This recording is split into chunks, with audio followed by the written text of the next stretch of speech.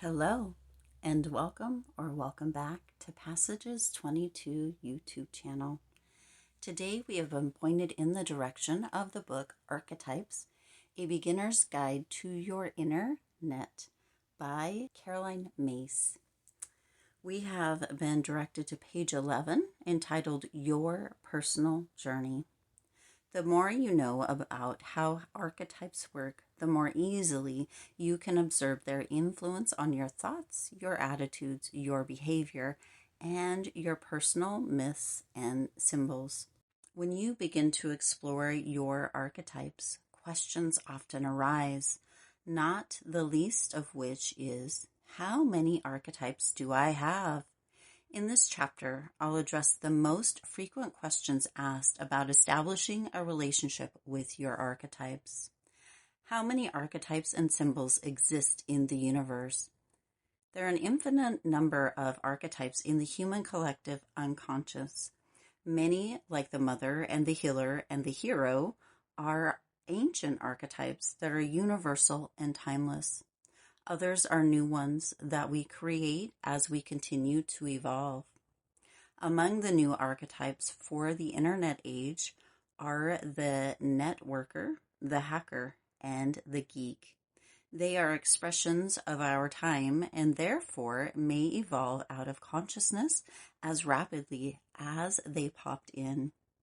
But still, they illustrate the point that the realm of archetypes is interactive. So long as we continue evolving, so also will the character and complexity of the archetypal realm. And just as there are an infinite number of archetypes, there is no limit to the number of personal symbols that we can create for ourselves. When we do something with someone who is special to us, for example, it's not unusual to mark that experience with a trinket that symbolizes the occasion. One woman I know used to take home the matchbooks that restaurants set out for guests. She would write the date and the particular event being celebrated on the inside of the matchbook cover, and then toss the matchbook into an enormous glass bowl she kept on an end table in her living room. It was a lovely idea. Each matchbook held symbolic meanings for her, although absolutely no meaning for anyone else. Years ago, I started bringing home small rocks or stones from places I'd traveled to that I really loved. The first time I brought a stone home, I wasn't quite sure what to do with it, so I placed it at the base of a large plant in my living room. Over the years, I continued to bring home stones, some that I had collected and others, including beautiful crystals and handcrafted hearts, that were gifts.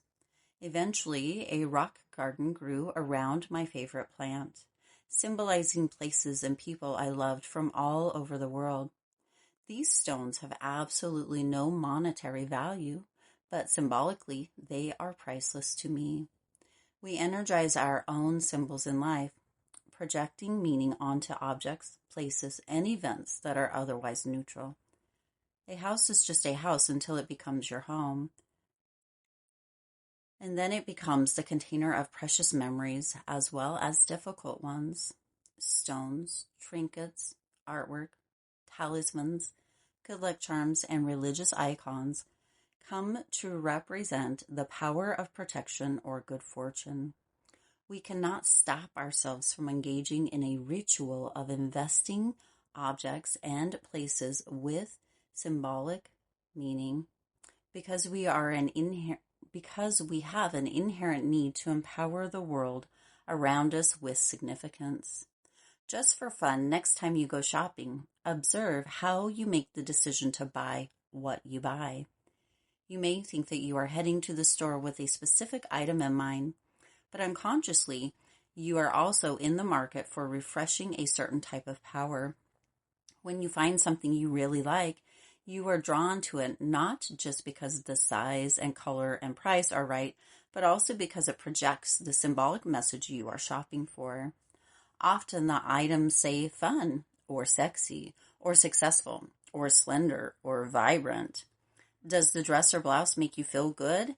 as well as look good. So, if then you've accomplished your goal, you've rebooted your personal feeling of sexy or slender or vibrant. You have found the object that projects exactly the type of power you are looking for. How many archetypes does a person have? While you may relate to numerous archetypes in greater and lesser ways, you do not have an endless number of primary personal archetypes. Your psyche would implode if that were the case. Rather, you have a cluster of archetypes that are particular to you, forming your inner net of influences that express themselves singly and at times blend their energies. How do we identify our archetypes? You identify your archetypes in your stories, your patterns, your fears, and your talents. All the things that are constant in your nature. What you say is typical of you. How do other people describe you? If you're up for it, ask your friends for help with this. You would be surprised by what you can learn about yourself. Archetypes are patterns in which we know how the story goes. It may be an ancient parable, like the story of David and Goliath, which gave us the archetype of the bully or the damsel in distress. Those roots go back to the King Arthur legends and to fairy tales like Rapunzel, trapped in her tower waiting for her rescuer, and Sleeping Beauty awaiting the prince's magic kiss to awaken her. And just as we know these myths and legends, we know our own stories. Some are lovely, some sad, some romantic, some traumatic. You know what's true about you and always has been true. You know if you are a rescuer, for example. And if you are, you also know that you will rescue others instinctually, even if you don't want to, because that's how you are wired to respond.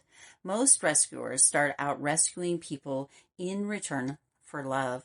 But if at some point, as often happens, your efforts are rejected, then you will finally rescue yourself from your own agenda and go on to help others freely. We can go for years denying our archetypal patterns, but inevitably, at some point, the archetype wins out.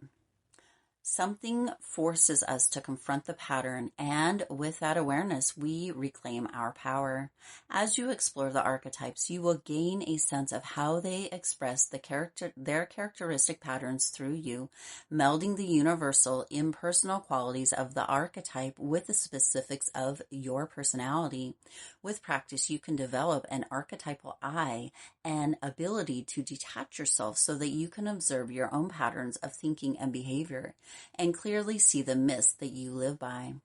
Another way to discover your archetype is to go to the website www.archetypes.com and take the simple and fun quiz. How can we learn to identify archetypes in other people? One way to begin identifying archetypes is to look for patterns in popular culture. Princesses populate Disney movies and heroes abound in box office blockbusters. But there are plenty of other films in which archetypes are well represented. Miranda Priestly, the lead character in The Devil Wears Prada, is a take-charge queen executive if ever there was one. She is said to have been modeled on the iconic Vogue editor Anna Wintour.